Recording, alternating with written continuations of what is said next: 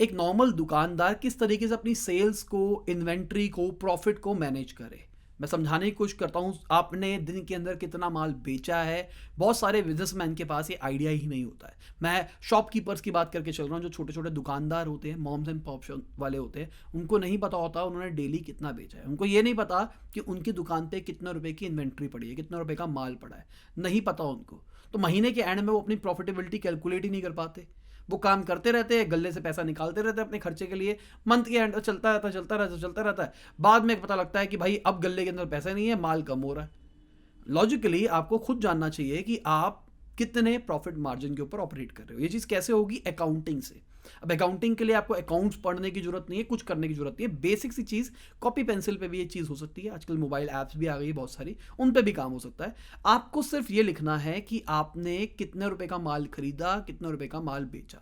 आपको इसकी in and out daily करना है, ठीक है? तो आपको मंथ के एंड में पता लगेगा आपने कितने रुपए का माल खरीदा, आपने कितने रुपए का माल बेचा, और अभी करेंटली आपके पास कितना माल पड़ा है। जो बड़ी बड़ी कंपनीज होती है, जो रिटेलर्स होते हैं, मैं जैसे कि लुई फिलिप की बात करके चलता हूँ, वहाँ पे मैं स्टोर मैनेजर गया था जब, तो वहाँ पे हमको यही बताया गया था आपको डेली इन्वेंट्री चेक करनी है, डेली माल गिनना है कि माल पूरा है या फिर नहीं है। अगर कोई माल शॉर्ट पड़ रहा है तो आपको देखना है वो शॉर्ट कहाँ गया, क्या कुछ सेल हुई थी या फिर माल चोरी हो गया। तो आपको ये भी चेक करना है। मैं ये नहीं कह रहा कि अगर आपकी दुकान बहुत बड़ी है और आप अकेले काम कर रहे हो या फिर आपके पास ज़्यादा बड़ी टीम नहीं है कि डेली बैठ के सारा का सारा माल गिनो, पर एटलीस्ट वीकली प्रैक्टिस बना लो कि अपनी सारी इन्वेंट्री कैलकुलेट करने की, कि क्या चल रहा है क्या नहीं चल रहा। तो इसी हिसाब से आप आराम से ये सारी की सारी चीज़ें निकाल पाओगे।